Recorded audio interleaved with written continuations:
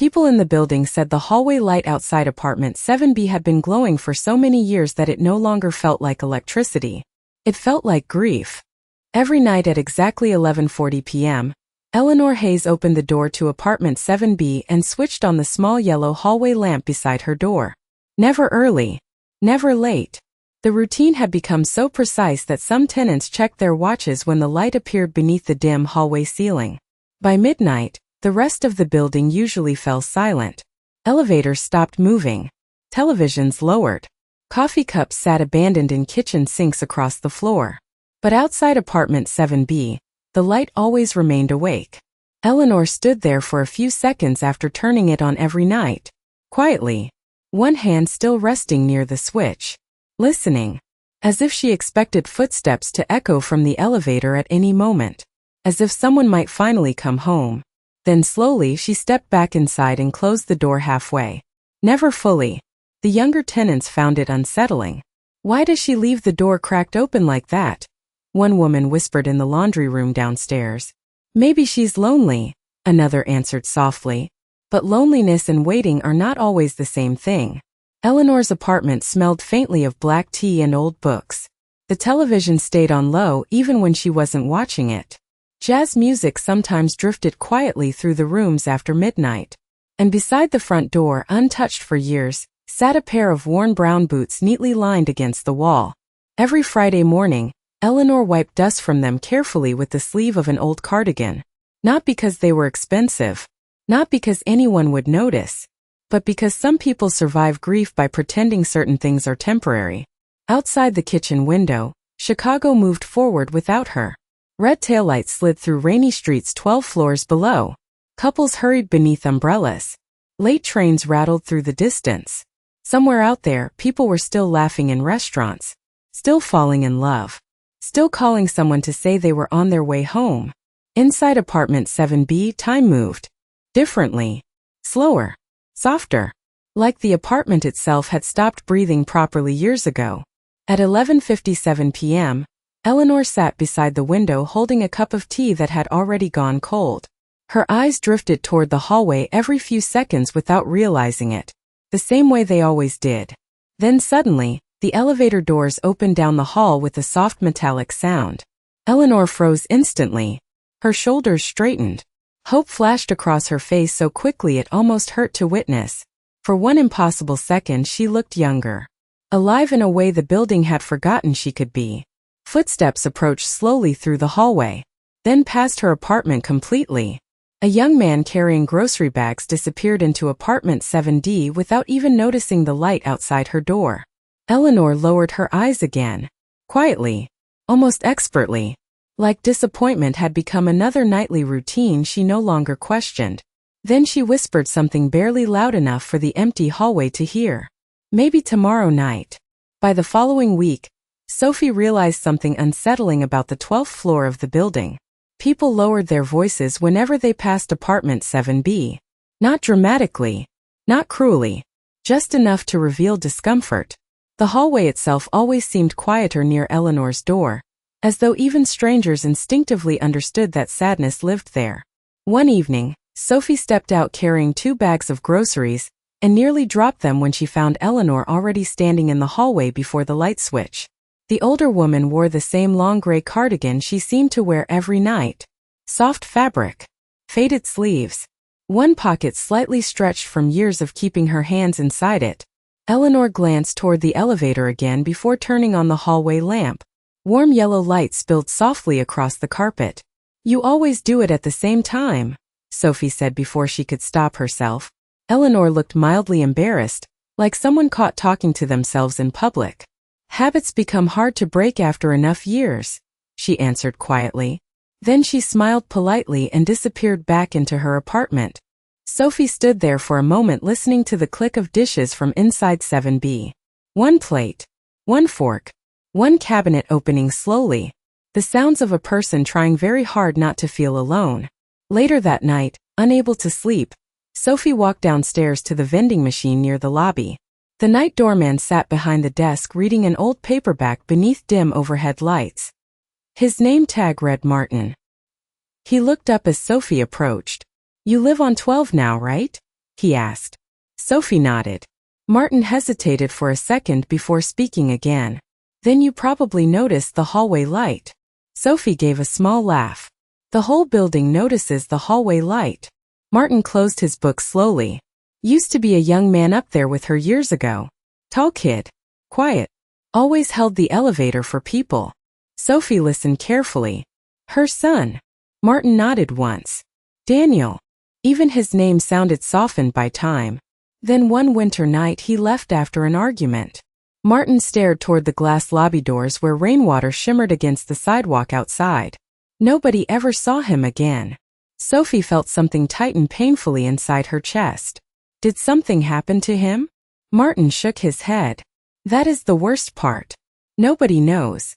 Upstairs, the hallway light outside apartment 7B still glowed beneath the silence of midnight. Sophie suddenly imagined Eleanor years earlier standing beside a ringing phone that never rang again. Waiting through holidays, snowstorms, birthdays, every passing year slowly hardening around her like ice.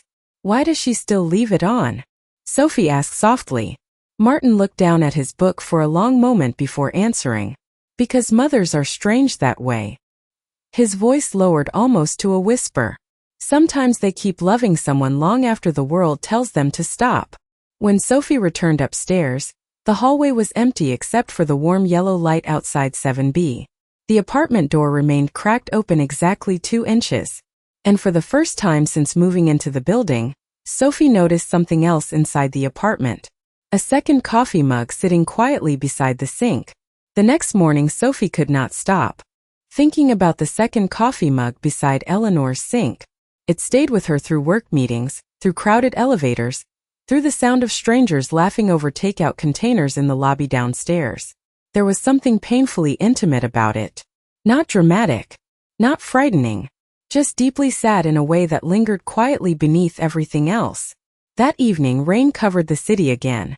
Thin silver lines sliding down apartment windows. The kind of weather that made the entire building feel softer somehow. More tired. At 11:32 p.m., Sophie heard the familiar sound of apartment 7B opening. She stepped into the hallway carefully carrying a small paper bag from the 24-hour deli on the corner. Eleanor stood beside the light switch wearing house slippers and holding a folded dish towel in her hands. I brought extra blueberry muffins, Sophie said awkwardly. I accidentally bought too many. Eleanor looked surprised for a moment, then almost suspicious. Like kindness had become unfamiliar enough to require caution. That is very thoughtful, she answered softly. Sophie handed her the bag. Their fingers brushed briefly in the warm hallway light. Eleanor's hands felt cold. You do not have to stand out here alone every night, Sophie said before she could rethink the sentence. Eleanor lowered her eyes immediately. Somewhere down the hall, an ice machine hummed softly behind another apartment door. I know, she whispered. But she did not go back inside. Instead, she turned on the hallway lamp exactly at 11:40 p.m. and stared toward the elevator again. The doors remained closed. Sophie noticed how still Eleanor became while waiting. Not restless. Not impatient. Just suspended somehow. Like her entire body paused between hope and disappointment every single night. Did your son used to come home late? Sophie asked gently. Eleanor smiled faintly at the question. Real. Brief. Painfully human. Daniel hated driving at night when it rained, she said. Ever since he was little. Her voice softened even further. When he got his first apartment downtown, he used to call me after work sometimes and ask me to leave the porch light on before he visited. She laughed quietly to herself. Even at 31 years old, he still said it made him feel less alone walking in. Sophie listened without interrupting. Inside apartment 7B, the television murmured softly in the background. Some old black and white movie neither of them were actually watching. So you kept doing it, Sophie said carefully. Eleanor nodded once. At first I thought he was just angry. Her eyes drifted toward the elevator again automatically. Then weeks passed. Silence settled gently between them. Then years. Sophie suddenly understood something heartbreaking. Eleanor was not waiting because she truly believed Daniel would appear one night smiling beside the elevator doors. She was waiting because stopping would mean accepting a grief too large to survive all at once. The hallway light was not hope anymore. It was memory, routine, punishment, love. Then suddenly the elevator bell chimed softly at the far end of the hall. Eleanor's entire face changed instantly. Hope returned so quickly it almost looked painful. The doors slid open slowly. A man stepped out wearing a dark coat and carrying a suitcase. For one impossible second, Eleanor stopped breathing. Then the stranger turned toward apartment 7C without even looking at her. Eleanor blinked hard and lowered her head again. But this time Sophie noticed something she had never seen before. Tears. Quiet ones. The kind people learn to hide after crying alone for too many years. After that night, Sophie began noticing small details about Eleanor everywhere. Tiny things most people would never see. The older woman always paused before unlocking her apartment door, as though preparing herself for the silence waiting inside. She always folded grocery receipts carefully before throwing them away. And every Sunday morning, she carried fresh white lilies upstairs from the flower stand across the street. One bouquet. Same flowers. Every week. Sophie saw her again 3 days later in the building laundry room just after sunset. Eleanor sat alone beside the dryers reading an old paperback novel, while warm air hummed softly through the small basement space. A basket of neatly folded towels rested beside her feet. Sophie almost walked past quietly before noticing something strange. Eleanor had fallen asleep sitting upright in the plastic chair. The book remained open in her lap. Reading glasses tilted slightly down her nose. And for the first time since moving into the building, Sophie saw how exhausted she truly looked. Not physically, emotionally. Like someone who had spent years carrying invisible weight nobody else could see anymore. One of the dryers beeped loudly. Eleanor startled awake immediately, embarrassed. "I am sorry," she whispered, quickly adjusting her glasses. "I did not mean to fall asleep." Sophie smiled gently. "You do not have to apologize for being tired." Eleanor looked down at the folded towels in silence. Then after a long pause, she said something almost too quiet to hear. "Sometimes nighttime feels longer than it used to." Upstairs later that evening, Sophie stood outside her apartment listening to rain tap softly against the hallway windows. Apartment 7B remained partially open again. Warm yellow light stretched across the carpet like it always did. But tonight there was music too. Faint piano notes drifting softly through the doorway. Slow, careful, beautiful in a way that almost hurt. Sophie hesitated before knocking lightly against the open door. Eleanor looked up from the piano bench inside the apartment.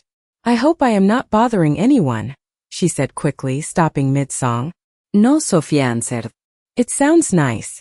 Eleanor gave a small uncertain smile before glancing toward the empty chair beside the piano. "Daniel used to hate when I stopped playing halfway through a song," she said softly. He said unfinished music made the apartment feel lonely. The sentence lingered quietly between them. Sophie stepped slightly closer to the doorway. The apartment looked warmer tonight somehow. Lamplight glowing softly against old bookshelves. Steam rising from untouched tea near the couch. Framed photographs lined carefully across the piano top. Sophie noticed one picture turned slightly away from the others. A younger Eleanor laughing beside a man in his 30s with dark hair and tired eyes. Daniel. Sophie recognized him. Immediately, even without introduction.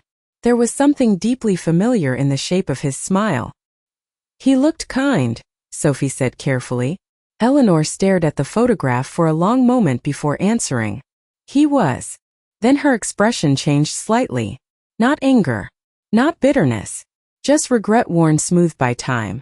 That was always the hardest part. Silence filled the apartment again except for distant thunder outside the windows. Eleanor reached toward the piano keys slowly but did not play. "People think losing someone means funerals," she whispered. "Flowers. Goodbyes. Closure." Her fingers rested gently against the ivory keys. "But sometimes people just leave one ordinary night and never come home." Sophie felt her chest tighten painfully. Eleanor finally pressed a single piano note into the quiet apartment. Soft, hollow, lingering. Then almost to herself she whispered, "And after enough years part of you starts living in the hallway with the light still on." The first snowfall of December arrived quietly overnight. By morning, the city outside apartment 7B looked softer beneath layers of white rooftops and slow-moving traffic.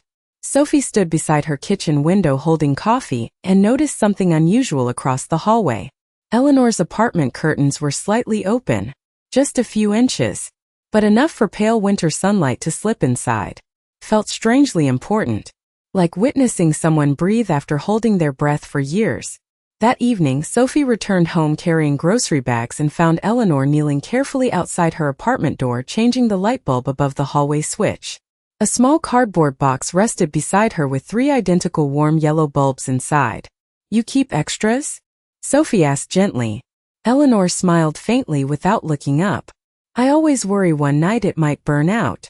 The sentence settled heavily between them, not because of the bulb itself, but because they both understood she was talking about something else entirely. Sophie knelt beside her instinctively. "You do not have to do everything alone," she said. Eleanor paused mid-motion. The older woman looked almost startled by the sentence.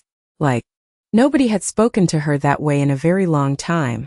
Together, they replaced the bulb carefully while snow drifted quietly against the hallway windows nearby. Later that night, Sophie heard soft knocking at her apartment door. When she opened it, Eleanor stood there holding a ceramic plate covered carefully with foil.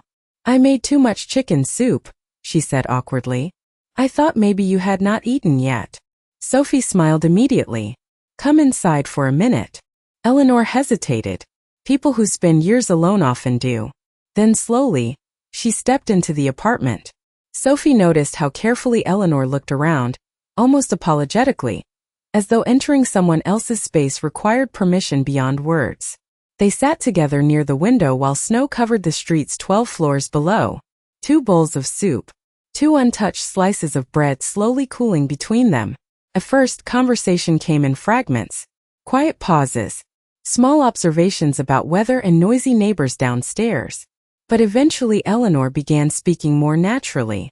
Softer, less guarded. "Daniel loved winter storms," she said suddenly while staring into her tea. "He used to drive around at night just to watch the snow falling beneath streetlights." Sophie smiled lightly. "That sounds peaceful." Eleanor nodded. It was. Then her expression changed slightly. "The last night I saw him it was snowing like this." Silence filled the apartment gently. Outside, headlights blurred through white streets far below. "We argued over something stupid," Eleanor whispered. "One of those conversations people think they will have time to fix later." Her fingers tightened slightly around the mug. "I told him he was selfish for leaving Chicago. He told me I made him feel guilty every time he tried building a life somewhere else." Sophie listened quietly. Eleanor stared toward the falling snow outside the window. Then he grabbed his coat and walked out. Her voice almost disappeared after that. "I thought he just needed space." The room felt unbearably still. Somewhere in the distance, a siren echoed softly through the city before fading away again. Eleanor laughed quietly then. Not because anything was funny, but because grief sometimes sounds like that after enough years. "Do you know the worst part?" she asked softly. Sophie shook her head. Eleanor looked down into her untouched soup. "For a long time, every time my phone rang, I rehearsed what I would say when he finally called." She swallowed hard before continuing. "Now it barely rings at all." Neither woman spoke after that. Snow continued falling outside the window while warm apartment light wrapped softly around the silence between them.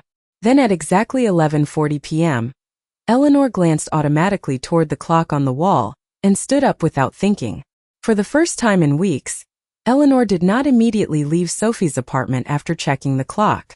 She stood near the doorway quietly holding her empty teacup while snow continued falling beyond the windows. The apartment felt unusually warm around them, softer somehow, like 2 lonely people had accidentally created a space neither one wanted to leave yet. "You can turn it on from here tonight if you want," Sophie said gently. Eleanor looked confused. "The hallway light," Sophie explained softly. "You do not have to stand out there alone every single night." Eleanor lowered her eyes almost immediately. "I think I would miss it," she admitted after a long silence. The honesty in her voice sounded fragile, like something hidden for too many years finally becoming too heavy to carry alone. Together, they stepped quietly into the hallway. The building had already fallen into its usual midnight silence. Somewhere far below, pipes hummed softly behind the walls. Snowlight reflected pale silver through the hallway windows. Eleanor switched on the small yellow lamp beside apartment 7B. Warm light spread slowly across the carpet exactly like every other night before it. But tonight felt different somehow. Sophie remained standing beside her. Not speaking. Just staying. Eleanor noticed after a moment and smiled faintly to herself. Daniel used to tease me about this hallway, she said quietly. When he was little, he thought monsters lived near the elevators. Sophie laughed softly. Did you tell him they did not? Eleanor shook her head. No, for the first time in several days, real amusement briefly touched her face. I told him monsters only live where people stop leaving lights on for each other. The sentence lingered gently between them. Sophie suddenly understood that Eleanor had probably spent years speaking to silence more often than to actual people. The thought hurt in ways difficult to explain. Then unexpectedly, Eleanor reached into the pocket of her cardigan and pulled out an old photograph folded carefully at the edges from years of being handled. This was the last Christmas before he left, she whispered. Sophie took the photo carefully. Eleanor looked younger in it. Her smile wide and unguarded beside Daniel sitting on the floor in thick winter socks holding a coffee mug. The apartment behind them looked brighter then. Alive. He had just gotten promoted, Eleanor said softly. He wanted to move to Seattle. Sophie glanced up. And you did not want him to go. Eleanor shook her head slowly. No, her voice lowered further. But that was not the real problem. Snow tapped lightly against the hallway window beside them.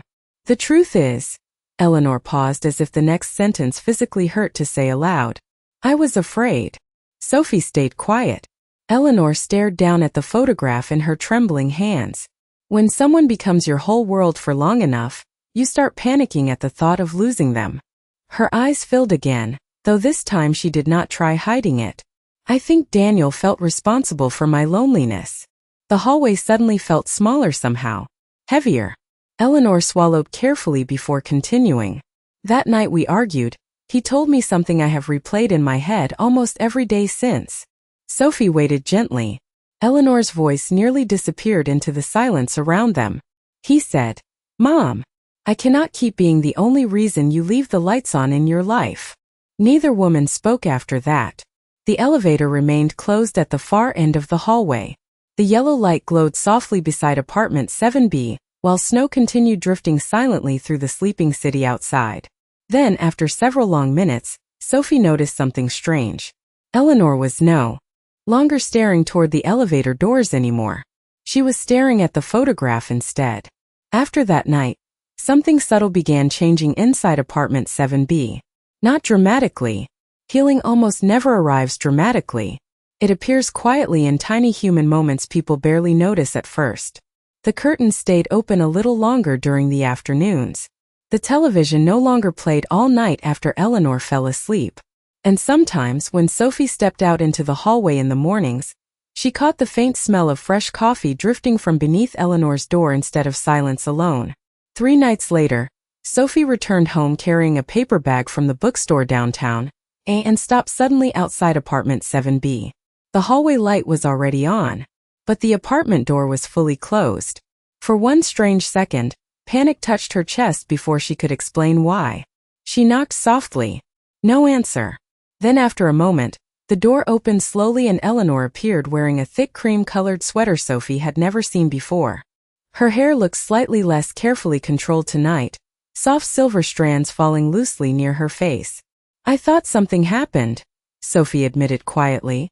Eleanor looked confused. Why? Sophie glanced toward the hallway lamp. The door was closed. Something unreadable passed briefly through Eleanor's expression then. Sadness perhaps. Or realization. I suppose I forgot, she answered softly. Sophie noticed a cardboard box sitting open on the floor behind her filled with old photographs and yellowed envelopes. Are you cleaning? Eleanor gave a small uncertain laugh. Trying to. Sophie stepped inside carefully. Apartment 7B felt different tonight. Still lonely. Still quiet. But no longer frozen in exactly the same way. Several picture frames had been moved from the piano, dusty shelves partially cleared. One of the old brown boots near the doorway was gone. I found these in the closet, Eleanor said, lifting a stack of birthday cards tied together with fading ribbon. Daniel used to make them instead of buying them. Her fingers moved carefully across the top envelope like someone touching something fragile. Enough to break. Sophie sat beside her on the couch while snowlight glowed pale blue through the windows. Eleanor slowly opened one card from years earlier. The front showed a badly drawn birthday cake with uneven candles. Inside, crooked handwriting filled the page. Happy birthday, Mom.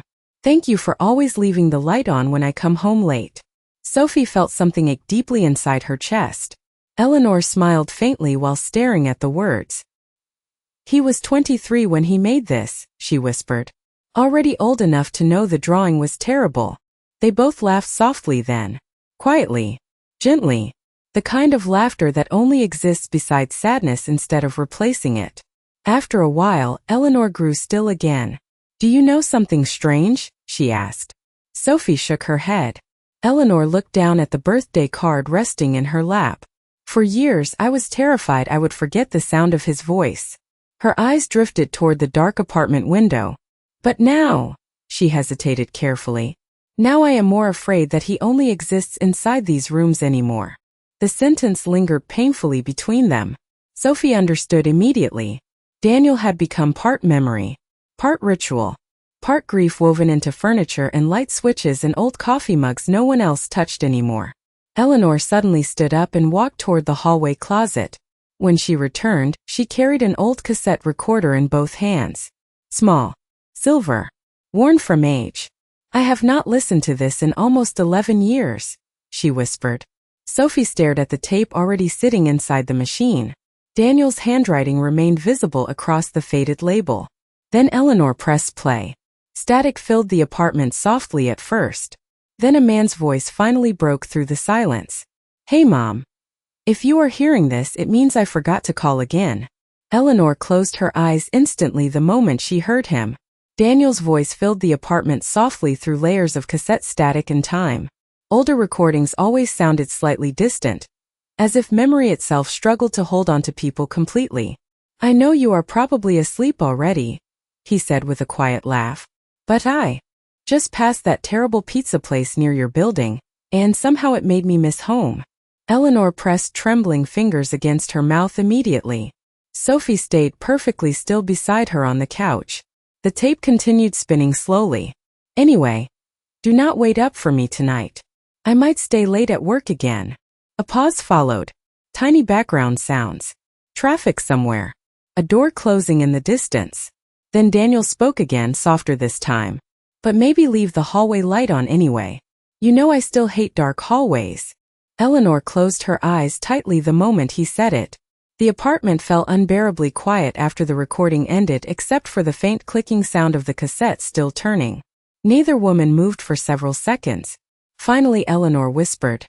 That message was 2 weeks before he disappeared.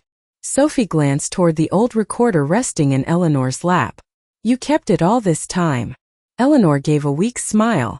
I used to listen to it every night. Her voice lowered further. Back when I still believed hearing his voice would make me feel less alone. Outside the apartment window, snow continued drifting through the city beneath glowing streetlights. Somewhere far below, a taxi horn echoed briefly before disappearing again into the winter night. Eleanor slowly removed the cassette tape and turned it carefully between her fingers. After enough years, she said quietly, people stop asking what happened. Sophie listened silently. At first there were police reports, flyers, calls from relatives. Eleanor stared toward the hallway light glowing outside her apartment. Then eventually, she hesitated. Everyone else moved on with their lives. The sentence carried no bitterness, only exhaustion. The deep kind built slowly across years of unanswered questions. Sophie suddenly realized something painful. Eleanor had spent more than a decade trapped between two impossible realities. No goodbye, no certainty, no ending, just permanent waiting. Did you ever think about leaving this apartment? Sophie asked softly. Eleanor looked around the room slowly. The piano, the old bookshelves, the second coffee mug near the sink. For a while, she admitted. But every time I packed a box, she smiled faintly to herself, I kept imagining Daniel finally coming home and finding strangers living here instead. Sophie felt her chest tighten again. Eleanor carefully placed the cassette recorder back inside the hallway closet, but left the tape resting beside it instead of putting it away. A small difference, but still a difference. Then she noticed something else unusual. The hallway light was still on. But for the first time in 11 years, Eleanor had not checked the elevator once while listening to Daniel's voice. It was as though memory itself had briefly pulled her somewhere gentler than waiting. Sophie stood slowly and walked toward the kitchen. I think your tea is cold, she said softly. Eleanor looked surprised for a moment before laughing quietly beneath her breath. It usually is. Sophie poured fresh hot water into the mug beside the sink automatically. Then she stopped suddenly. The second coffee mug was gone. Eleanor noticed her expression immediately. I finally washed it and put it away yesterday, she admitted carefully. Sophie turned toward her slowly. Eleanor looked embarrassed somehow. Vulnerable. Keeping two mugs beside the sink started feeling sadder than comforting. Silence wrapped softly around the apartment. Then Sophie smiled. Small. Warm. Maybe that means something is changing. Eleanor looked toward the glowing hallway outside her apartment door. For a long moment she said nothing at all. Then quietly, almost like she was afraid to hear the words herself, she whispered, I think it already has. The days leading up to Christmas always changed the building somehow. Garland appeared around the lobby railings downstairs. Someone placed a small artificial tree beside the elevators with uneven silver lights blinking softly through the night. Delivery boxes stacked outside apartment doors. Families arrived carrying wrapped gifts and overnight bags while laughter drifted faintly through the hallways. But inside apartment 7B, December had always felt different. Quieter. Heavier. Sophie noticed it immediately. Eleanor smiled less during those days. Her movements slowed. Slightly. And every evening after turning on the hallway light, she stayed outside longer than usual staring toward the elevator with an expression Sophie had begun recognizing too well. Hope mixed carefully with disappointment before either emotion fully formed. 3 nights before Christmas Eve, Sophie returned upstairs after work carrying grocery bags and nearly stopped walking when she saw Eleanor sitting alone on the hallway floor beside apartment 7B. A cardboard box rested open beside her filled with old Christmas decorations. White lights tangled together. Glass ornaments wrapped carefully in newspaper. A small ceramic angel missing one wing. Eleanor held a red stocking quietly in her lap. Sophie sat beside her without speaking. The hallway smelled faintly like cinnamon from another apartment nearby. Daniel used to hang this crooked every year, Eleanor whispered after a while, running her fingers slowly across the faded fabric. No matter how many times I fixed it. A small smile touched her face briefly. He always said perfect decorations made apartments feel lonely. Sophie looked inside the box again. Most of the decorations looked old enough to belong to another lifetime. Are you decorating this year? She asked gently. Eleanor hesitated before answering. I have not celebrated Christmas since he disappeared. The sentence settled softly between them. Somewhere far below, elevator doors opened and closed again. At first it hurt too much, Eleanor continued quietly. Then after enough years, she looked down at the stocking again. You stop knowing how to begin certain traditions again. Sophie understood immediately. Grief did not always destroy memories. Sometimes it simply made people afraid to touch them. Together, they carried the decoration box inside the apartment. Eleanor moved slowly at first, uncertain with every ornament she unpacked. Like someone relearning a language she once spoke fluently. Sophie wrapped white lights carefully around the bookshelf while Eleanor placed old glass ornaments onto a tiny artificial tree near the piano. The apartment looked warmer almost immediately. Softer. More alive. Daniel bought that star at a gas station when he was 19, Eleanor said suddenly while holding up a crooked gold tree topper. He said it looked tragic enough for our apartment. Sophie laughed quietly. He sounds funny. Eleanor smiled without realizing it. He was. They finished decorating just before midnight. The tiny tree glowed softly beside the piano while snow drifted quietly beyond the apartment windows. For the first time since Sophie moved into the building, apartment 7B no longer looked abandoned by time. Then suddenly, Eleanor grew still near the kitchen counter. Sophie followed her gaze instinctively. The old answering machine beside the refrigerator blinked softly in the darkness. One red light. New message. Eleanor stopped breathing for a second. "I do not use that line anymore," she whispered. Sophie stared at the blinking light. Neither woman moved. The apartment became impossibly silent around them. Then slowly, Eleanor stepped toward the machine with trembling hands. 11 years of unanswered nights seemed to gather quietly inside that tiny blinking light. Sophie could hear Eleanor's breathing now.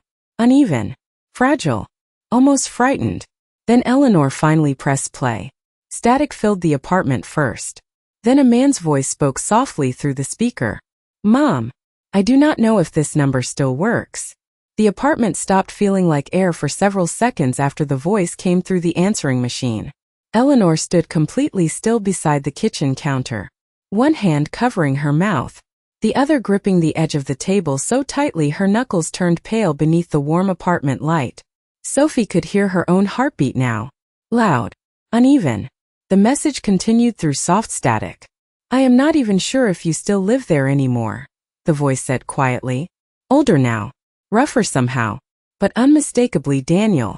I drove past the building tonight." Eleanor closed her eyes instantly. Tears slipped silently down her face before she seemed to notice them. The hallway light was still on. Silence followed briefly on the recording. The kind of silence carrying years inside it. Then Daniel spoke again, softer this time. "I used to tell myself I stopped coming back because I was angry." Sophie stared at Eleanor while the message played.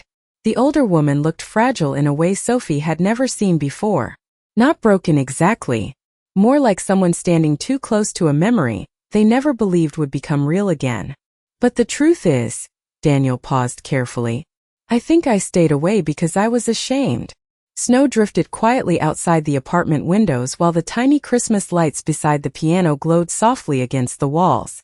The apartment felt suspended between past and present somehow.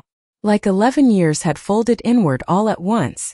"You spent your whole life taking care of me," Daniel continued through the speaker. "And I left thinking distance would somehow make both of us happier." Another pause. Sophie could hear traffic faintly in the background behind his voice. Maybe from a payphone. Maybe from a street corner somewhere nearby. "Then too much time passed," he whispered. "And every year it became harder to explain why I never came home." Eleanor pressed trembling fingers against her eyes. Sophie stepped closer instinctively but said nothing. Some grief becomes too sacred for interruption. The recording crackled softly again.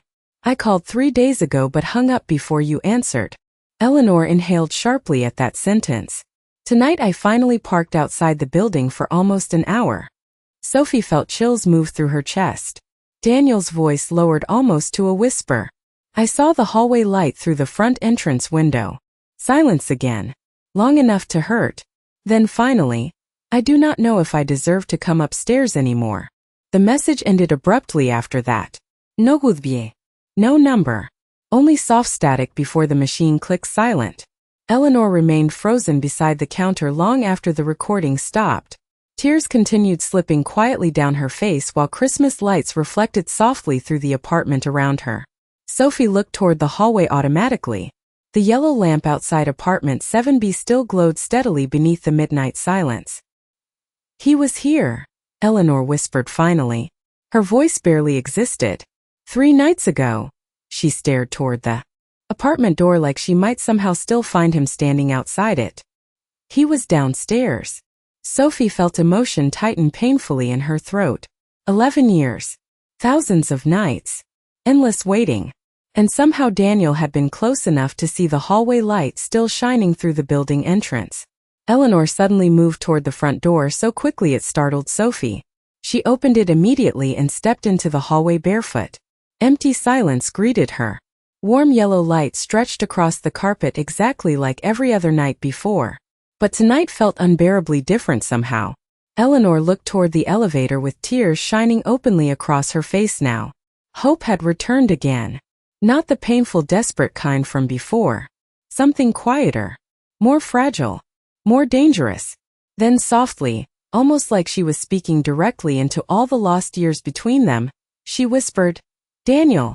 The hallway remained empty after Eleanor whispered his name. Only silence answered her.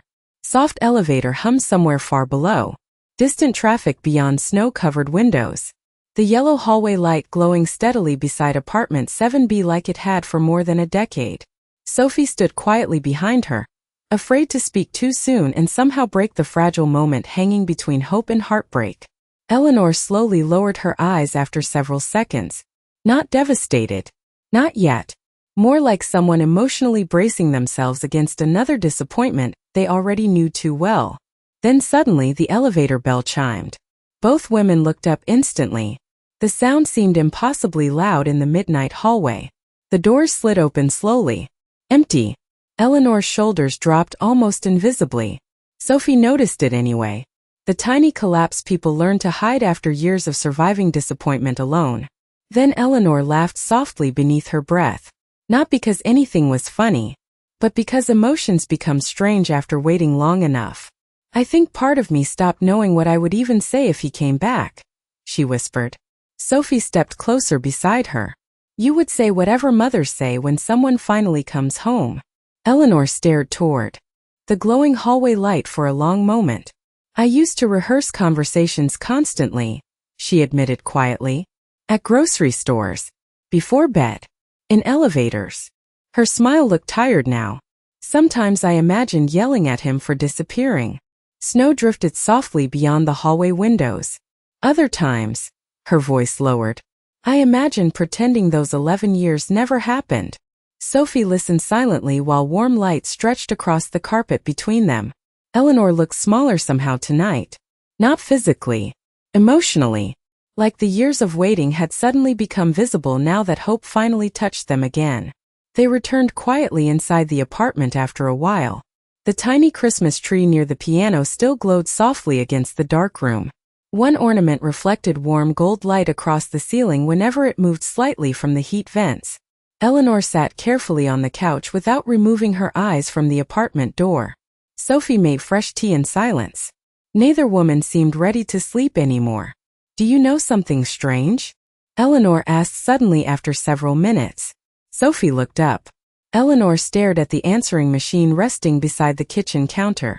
"For years I prayed for proof he was alive." Her fingers tightened slightly around the mug. "Tonight I finally got it." She swallowed carefully before continuing. "And now I am terrified." Sophie understood immediately. Because hope changes grief. It turns memory into uncertainty again. Waiting into possibility. And possibility can hurt more than silence after enough years. "What if he never comes upstairs?" Eleanor whispered. The question barely sounded human. More like the quiet fear someone carries privately for too long.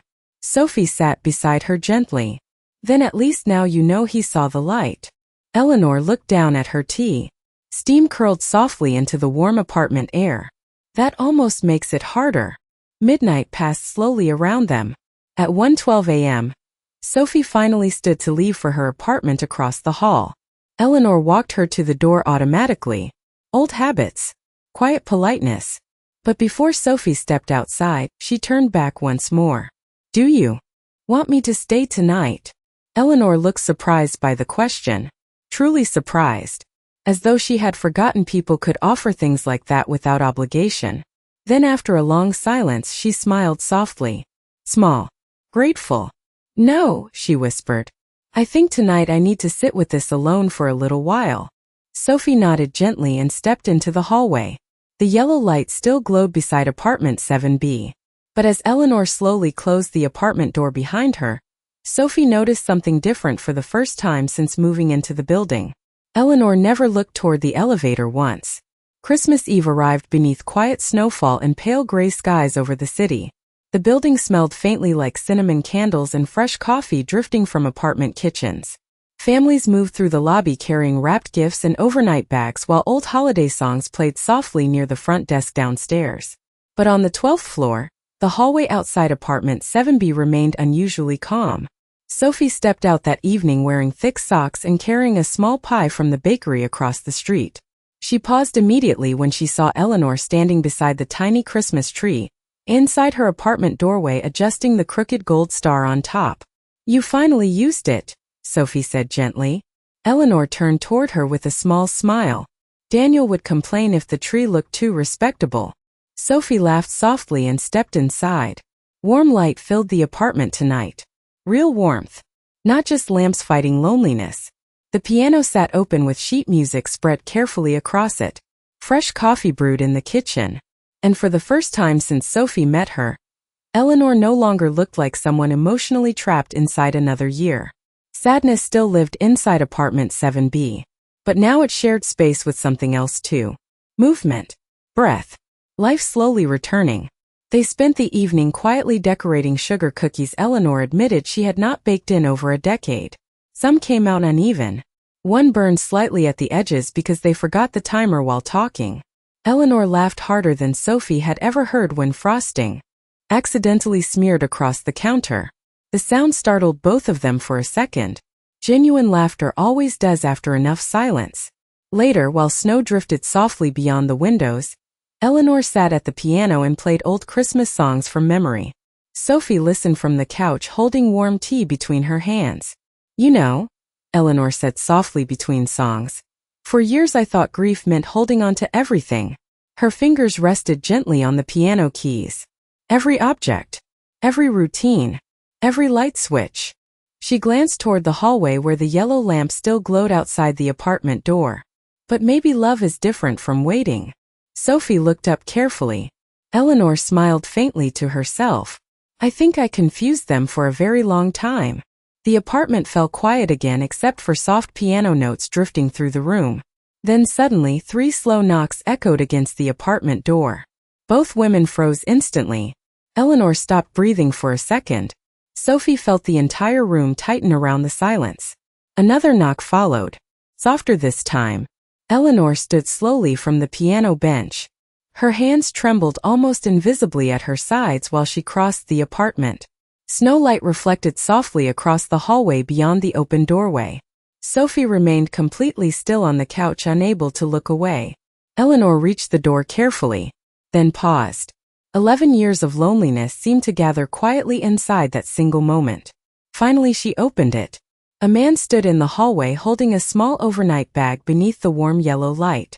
Older now. Tired around the eyes. Snow resting lightly across the shoulders of his dark coat. For several seconds nobody spoke. Daniel looked at his mother carefully, like someone staring at a place they once belonged to but no longer felt certain they deserved. Eleanor's eyes filled instantly. Not dramatic tears. Quiet ones. The kind grief saves for moments it never believed would actually arrive.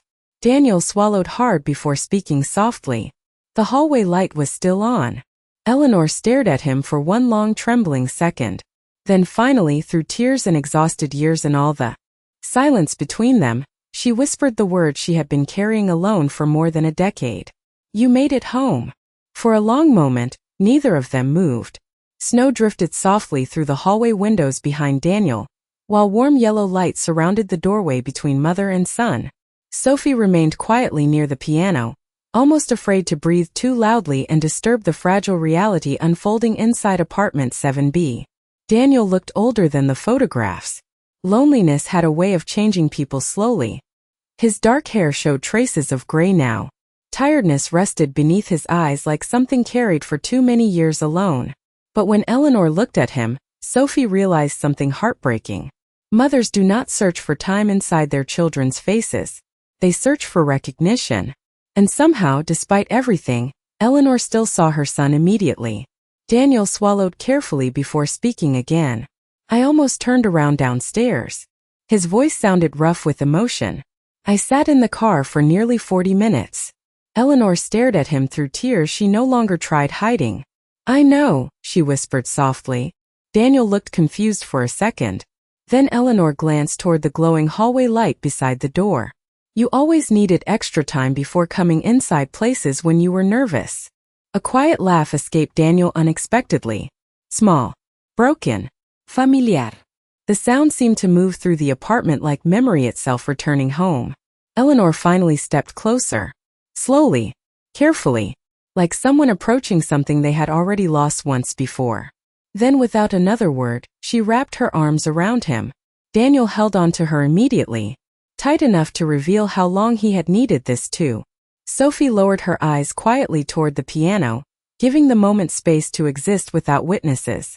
The apartment remained silent except for soft breathing and distant Christmas music drifting faintly from another apartment down the hall.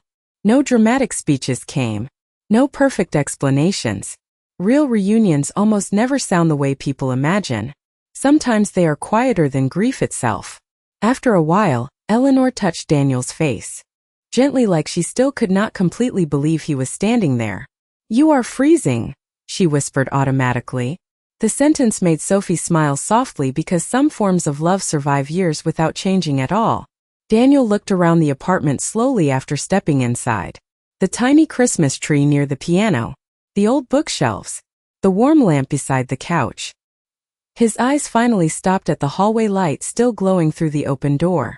"You really left it on all this time," he said quietly. Eleanor glanced toward the hallway. "At first I kept thinking you might come home angry." She smiled faintly through tears. "Then eventually it just became part of loving you." Daniel lowered his head briefly after hearing that. The weight of 11 years seemed to settle visibly across his face. Sophie quietly moved toward the kitchen. "I should probably give you two some time," she said softly. But before she could leave, Eleanor touched her hand gently. "Stay." One simple word. But Sophie understood immediately what it meant. 4 years apartment 7B had been built around absence. Silence. Waiting. Tonight, for the first time, it held people again. They sat together near the piano long after midnight while snow covered the city outside. Daniel spoke slowly at first. Carefully.